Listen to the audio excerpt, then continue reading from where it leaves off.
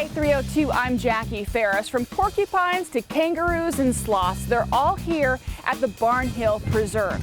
Get ready, the cuddle factor is high on this week's 302.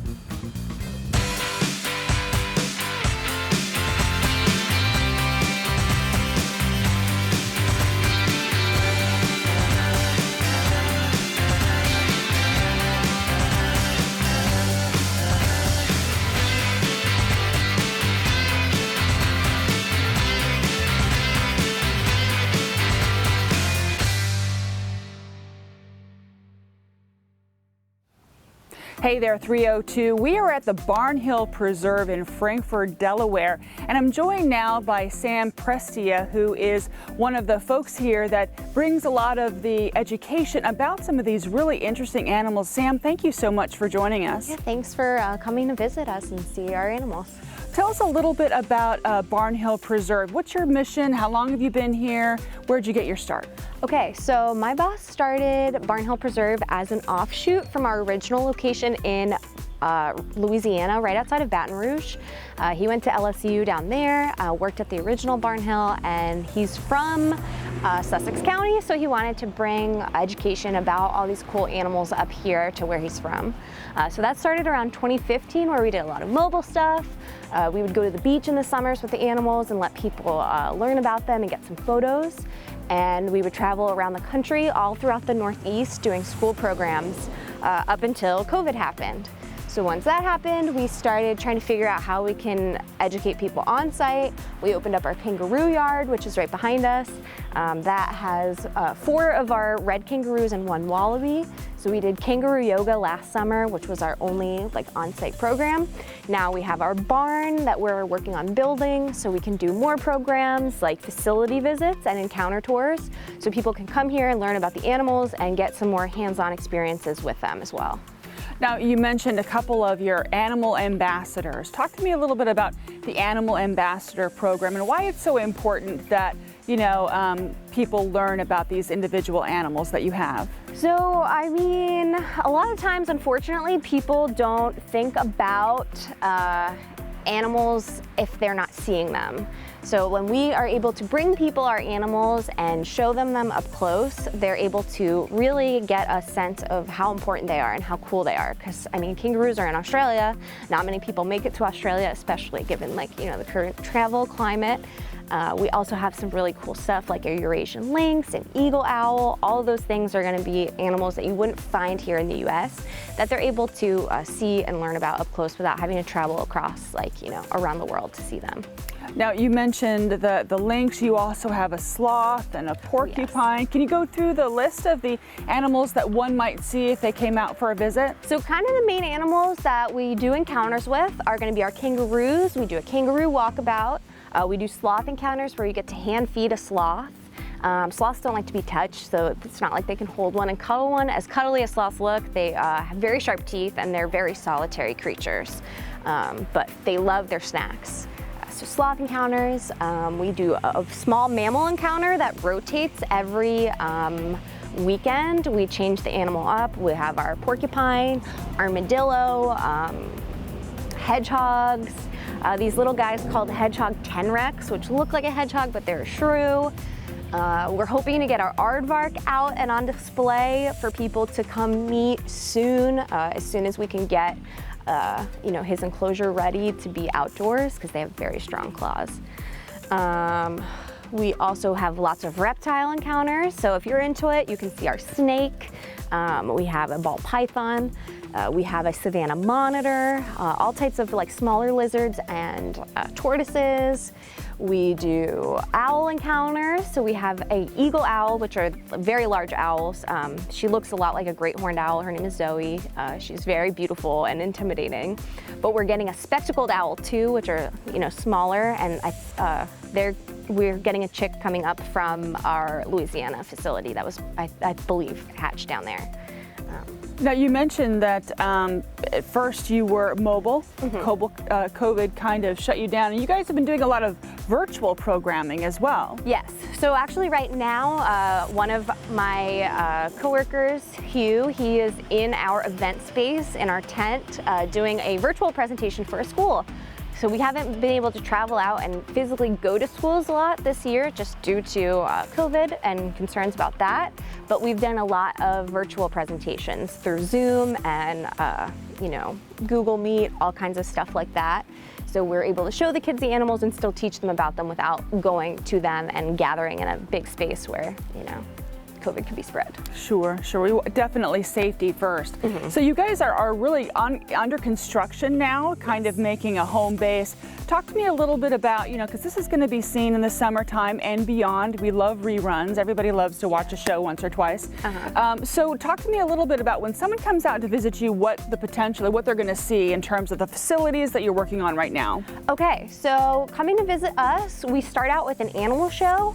So we do a little presentation that's like 30 to 40 minutes, and during that we have 5 animals that we show you, teach you about. You're able to like touch some of them, and our porcupine likes to give kisses, so I'll have people hold their hand out and she'll lick their hand. And then after that they can do additional encounters. So that you'd get more up close things where you get to hold the snake, you know, feed our porcupine, feed our sloth. And then we also have a viewing window, which is, you know, behind us right off screen for our lynx. So we have a Eurasian lynx. He's like a bobcat, but golden retriever sized, and he loves to play hide and seek at his window. So you obviously can't do an encounter with him because he's very large, big claws, but you could pop up and down at the window, and he loves to play with guests. So as far as playing with guests, now goat yoga is so yesterday. It's all about kangaroo yoga. Yes, so Kangaroo Yoga is one of our first programs we offered here at our facility in Delaware. And my co-manager, Rachel, it was her idea. So she saw goat yoga and she was like, what about kangaroos? So we started doing that. We don't put the kangaroos on anyone's back like they do at goat yoga, but they will hop around, especially the early morning classes. They're very active early, like deer. And you get to feed them and pet them. Kangaroo fur is actually really soft. You might not think it if you haven't touched one, but at Kangaroo Yoga, you get lots of kangaroo pets. We also have our wallaby. He loves attention, but it's a real nice, relaxing beginner's yoga class in our kangaroo enclosure. Excellent. We're going to talk more about the kangaroos when we return.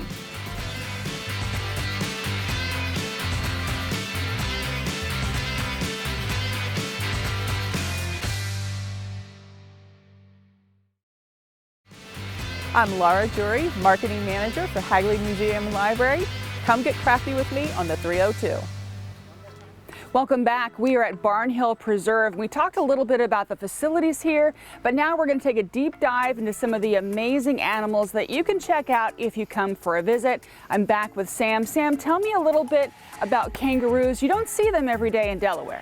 Absolutely not. So kangaroos are a welcome sight in Delaware, but in Australia, they're basically like how we view white-tailed deer. They're everywhere. But when you're able to come here at Barnhill Preserve, you get to pet their very soft fur and learn more about them. So since they don't have any deer species in Australia, kangaroos kind of fill that role. So they eat grasses and other plants. They can grow to be up to 6 or 7 feet tall, so these guys are all pretty young. And when they're born, they're only the size of a jelly bean. They are tiny little guys because they're marsupials, so they grow in a pouch. So when they're born, their mom's only pregnant for 30 days, and they then crawl their tiny little jelly bean selves into her pouch and drink milk for about 5 months without anything else. Like they're just in there, their eyes are closed. And once they hit like 5.5, 6 months old, they will start going in and out of their mom's pouch, and they grow fur, their eyes open up, and they're able to hop around and look more like the cute kangaroos you see here today. So when they're joeys, we actually will bottle feed them and change their diapers because in mom's pouch, they just pee and poop right in there, and she cleans it out with her mouth. And as much as I consider myself a very good kangaroo mom, not that good. So I have a very, strong bond with these guys, and that's why they're so friendly. Because when they were joeys, we would bring them around to school, show them people. They've been socialized from an early age. But with wild kangaroos, you're not gonna have that kind of friendly connection because they are, quite aggressive. That's just because humans are really their only threat and predator in the wild. As I said, they can grow to be 6 or 7 feet tall, and really the only thing that is kind of dumb enough to mess with them would be people. So if you are ever in Australia, do not approach a red kangaroo. The males are like very beefy. They have like really big chest muscles, even though they have those tiny little arms. And then their feet are massive. Like their full grown foot size is about the length of my whole arm. Wow. So that's like a couple feet. Their tails are pure muscle. They're like a third leg. So they will fully lean back on their tail and they can kick you with both feet and break all your ribs in like one kick. These guys, not so much. The most they'll do is chew on your hair when you come in and have an encounter with them. Yeah, because I guess that would be the question that a lot of people might ask, because they've heard the warnings about, you know, kangaroos. And I think there was even like a show where there was a kangaroo that boxed people and always won. So, but these, when you come in for yoga, everything's mellow, everything's chill, because they're used to being around people. Yes. Doing the downward dog. Yes, yes. Sometimes you'll get like, you know, some curious little kangaroo hands touching you while you're doing your yoga poses, but that's it. They're not going to punch or kick anybody. So many people comment that on our posts about it on Facebook, and it's just not true. In Australia, never do kangaroo yoga, but with us, kangaroo yoga is safe and okay. The kangaroos also love all of our instructors since they've gotten to know them. We had one instructor who used to play a flute at the end. It was like very calming, and the kangaroos were like mesmerized by it. One of them came right up to him, and it was so cute. Like such a good photo we have. Very, very curious, I would imagine. Now, if a mom, I read, has a baby that's under a certain age, she can actually be pregnant, but she can hold it off. Can you talk to me about that? Yes, kangaroos have a crazy whole, like, you know, mothering situation. They can basically have 3 babies going at once. They'll have a joey at their foot that's not in the pouch. They'll have a little jelly bean baby in their pouch, and then a delayed embryo. So it's not a full-born kangaroo, but they can have the embryo ready, and if there's bad conditions like drought or anything, it'll actually abandon both of the babies that are already, you know, cooked, and then keep that embryo delayed until the conditions are better. So it's ruthless, but it's really cool. And it's just amazing that the size of the jelly bean crawls up the fur and goes into the pouch. Like, yes. That it's programmed to do that. Yeah, So. Kangaroos are amazing creatures. So you talked a little bit about grasses, eating grasses in Australia, and you can see them nibbling on the grass here. But what else do they eat? We supplement them with some special grain. So it's like specialized kangaroo diet that we get from, you know, vet suppliers. They also get a little bit of like rabbit pellets and a little bit of sweet feed like you'd feed horses, in addition to lots of fresh veggies. So they love sweet potato and they love apples, but those are just treats on the weekend when we have guests. And the wallaby is not allowed to have apples because they do not agree with him and he cannot control himself. He gets a tummy ache. But on the weekdays we feed them all zucchini because that's not something they would eat when they have better treats. So we like to keep them on a nice healthy veggie diet on the week, and then they get some of the more like sweet veggies and fruits on the weekend. Now, people are going to ask, what's the difference? There obviously is a big difference between a wallaby and a kangaroo. Kind of the main thing is size and their face, and honestly their feet are a little bit different. So kangaroos and wallabies are called macropods, which just means big foot. So, you know, I say people who are looking for Bigfoot, just go to Australia. There's tons of them. But their feet are really large for hopping, and then that's just kind of the common denominator. Wallabies are always going to be smaller, and they have more of a pointy face and smaller ears. And they will have more predators, so they can be a little bit more skittish. And then the kangaroos are larger. There's red kangaroos and gray kangaroos, and they're all gonna be around 6 feet tall. The wallaby's not gonna get much taller than 3 feet, if that. Yeah, and the girls are, for kangaroos anyway, they're more of a blue-brown, right? Yes. So I'm looking at, do you have girls or is it all guys? We have all boys here.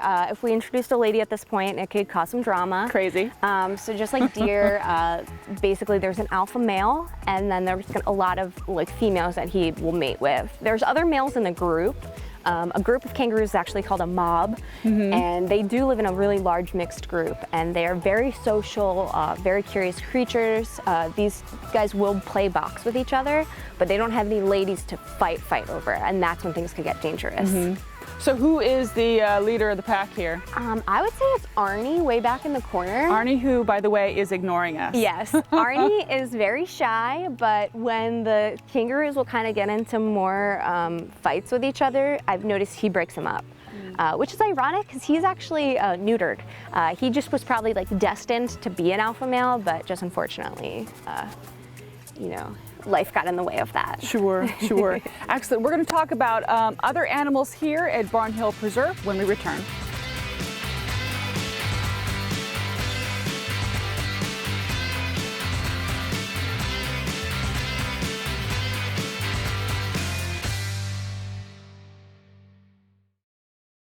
Hi, I'm Lee Reisenberg, and you're here in the archive at the 302.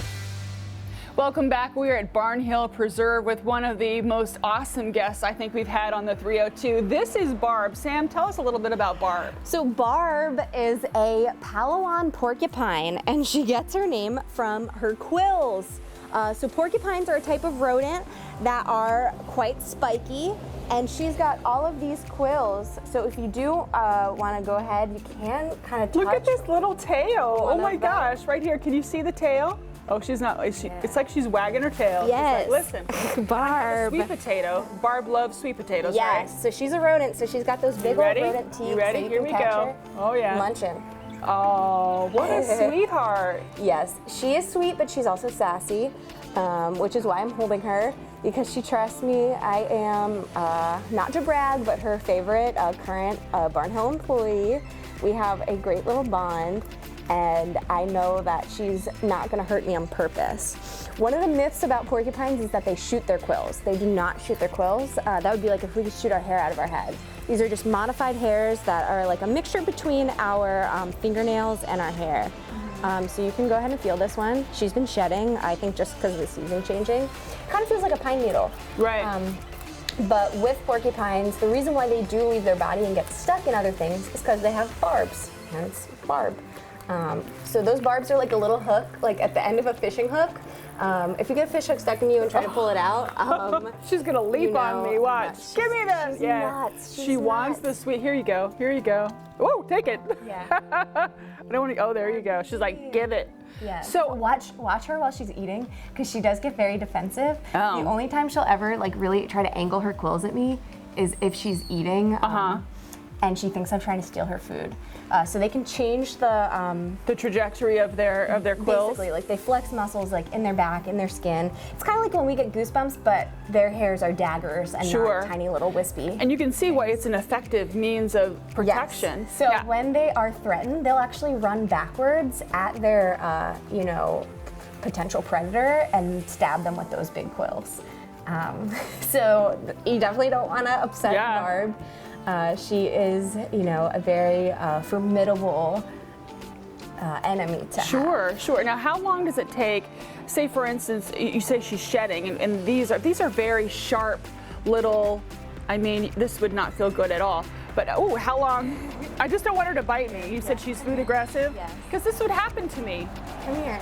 I've had the rabies series twice as a child, so I won't go into that because we're talking about you guys. But how long does it take for a quill to grow back? I mean, it's just like our hair. They're all like slowly growing in underneath, so you can see like there are some short ones underneath. is that what the growing white in. is? Yeah. Oh, okay. Like so, she's got little hairs, like little body hairs, and like little tiny spikes like growing in. So you see that one? Right. Like right in there. Right. But it's just like always they're shedding and growing back. Now, how old is she? She's just about a year old. So when porcupines are born, they're mammals, so they have live births, and it'd be pretty uncomfy for mom to give birth to this I'm out, giant, man. I'm out. spiky creature. So when they're born, their quills are actually, not hard, and they're not, pointy. Yeah. They're more like stiff hairs. And when we got her, she was about 2 months old, and these big, scary ones kind of felt like drinking straws. Like they were really thin, and they're hollow inside. Yeah. And then she would bump into stuff, and the ends would break off, so it just looked like a bunch of plastic straws, like Wow. on her butt. But now they are quite spiky, and I have to be careful because the only time she's really gotten me is on accident. Yeah. But she does like to hang out on my shoulder. She is a ground porcupine, but I don't know, she does love to, you know, explore. She's very rambunctious, very curious, and, you know. She mugged me for all of my sweet potato fries, but what does she eat typically? If she were out in the wild, where would she be and what would she eat? She would live in the Philippines. Hello. I don't trust you. So she would live in the Philippines, and she's called the Philippine or Palawan porcupine. Yeah. So they are the smallest ground-dwelling porcupine that exists, and I want to like pet her, but yeah, she's like kind of weird about it sometimes. But there we go. That's amazing. The thickest quills here are so hard. Oh, there you go. She nibble. Just, a little nibble. Okay, so Philippines. Yeah, Philippines, and she's an omnivore, but we feed her a vegetarian diet. So she eats mostly veggies. In the wild, the most she would eat are like bugs. So we don't feed her much. I mean, if she were to get a bug, she can eat it on her own. Yeah. But we feed her basically a nice salad. Her favorite's corn on the cob. Okay. So we cut it into fourths, and she'll eat it like, you know, a little person with her little rodent teeth. And the reason why we're being careful is because rodents do have very strong teeth, and she's very totally curious. gonna bite me. Very curious. She knows that she had sweet potato, and she's looking for more. She's like, where is it, lady? Please stop. Behave yourself. This is the joy of live television. Yes. Oh my goodness, Barb. So, is she bring the you only porcupine that you have? Right now, yes. So there are other porcupines at Barnhill Preserve in Louisiana. They have some tree porcupines, which are native to South America, and they have like a prehensile tail like a monkey. But we don't have any up here right now. No, she's got everything back this way, but she can raise them up to what we traditionally think of as a porcupine, right? Yes. So when she feels threatened, she can contract her muscles, and they will stand up and kind of point where she wants them to. So she can, you know. Maybe if I had some quills, she'd be like. Yes. So she knows I would never put her in like a harmful situation, so she doesn't really have to be too careful. But she definitely is like wary of strangers. Sure. So you might have caught her tail rattling before. Yeah, it's so cute. It looks like, oh, here we go. It looks like she's wagging her tail. Yes. So when in the wild, they would wag their tail when they're nervous. But nervous and excited are kind of similar emotions. So anytime I bring her out and like go in with her, she will wag her tail like a puppy. She's like a spiky puppy. Wouldn't recommend as a pet because they are, you know, dangerous creatures. You know, all those spikes. With the big teeth. Now, if somebody wants to come and see, because you have a ton of really amazing animals that you don't get to see often. If you can tell us a little bit about the website, you know, when you guys are open, when can we come and visit you? We're open 7 days a week. We start at 10 for our first animal show and encounter tour spots, and the last one of the day is at 3. We also have Kangaroo Yoga every morning at 7 and 8:30 and at 4:30 p.m. So we have 2 morning yogas, 1 evening yoga, and we have facility visits from 10 to 4 basically. So if I want to come and do Kangaroo Yoga, I make a reservation online or I show up? Is there a charge? What's the situation? Tickets for yoga and facility visits can be bought on our website, barnhillpreserve.com. Just make sure you click on the Delaware location. There's a drop-down menu for facility visits, which is where you get to meet Barb and some of our other friends. And yoga will be under Kangaroo Yoga, under Delaware, and you can book through that as well. It's just best to book it ahead of time online so we expect you and know that you're coming. Well, I have to say this has been one of the most fun shows that I have done. Sam, thank you so much. Barb, thank you so much for all of your attention and all of your interest. We'll be right back.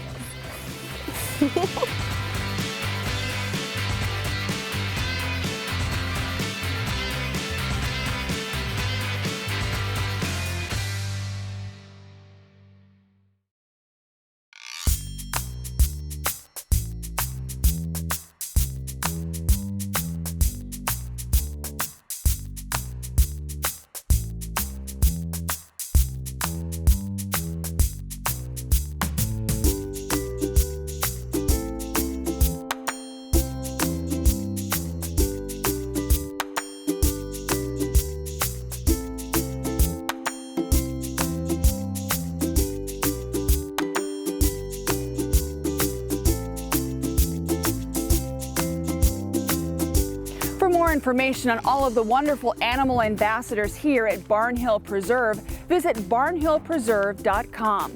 That'll do it for this episode of the 302. We leave you now with some gorgeous shots of those kangaroos blazing around in the sun. Until next time, I'm Jackie Ferris. Tell them you saw it on the 302.